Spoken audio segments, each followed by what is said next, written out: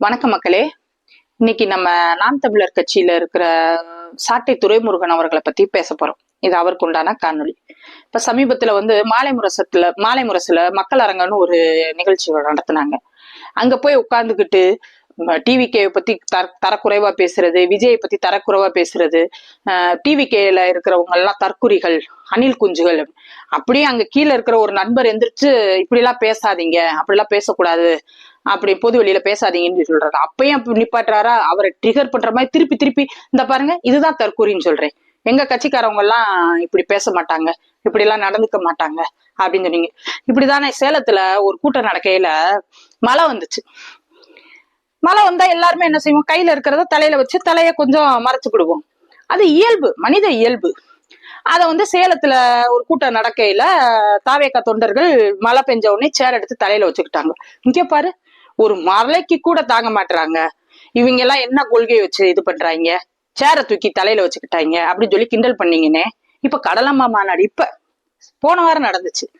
நம்ம சீமானனே, டே போகாதீங்கடா, சேரை கீழே வைங்கடா, சேரை கீழே வைங்கடா, நீ என்ன வெள்ளப்பூடா வெங்காயமா, மழை விழுந்தா முளைச்சிரவா போற அப்படின்னு காலில் விழுகாத குறைய கெஞ்சுறாரு. அதுவும் நான் தப்புன்னு சொல்லல. இங்க இவங்க தாவேக்கா தொண்டர்கள் செஞ்சதே நான் தப்புன்னு சொல்ல மாட்டேன். நாதாக்கா தொண்டர்கள் செய்யறாங்களே சேர தூக்கி வைக்கிறது, தப்புன்னு சொல்லவே மாட்டேன். அது மனிதனுக்கு உண்டான இயல்பு. மழை பெஞ்சா தன்னை தற்காத்துக்கிறதுக்கு சேர தூக்கி வைப்பாங்க. அதனால யாரையுமே தற்கொலை கூட்டம்னு சொல்லி சொல்லாதீங்கன்னு. ஆனா அந்த மேடையிலேயே லயோலாமணி உங்களை செருப்ப சாணியில முட்டி அடிக்கிற மாதிரி கேள்வி கேட்டுட்டாரு. அண்ணே, நாங்க அணில் குஞ்சு தானே.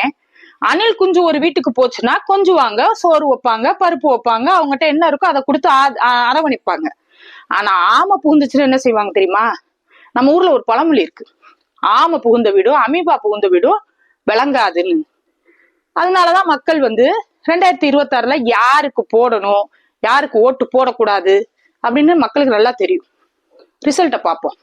அப்புறம் தற்கொலை கூட்டம் சொல்றீங்க பாத்தீங்களா?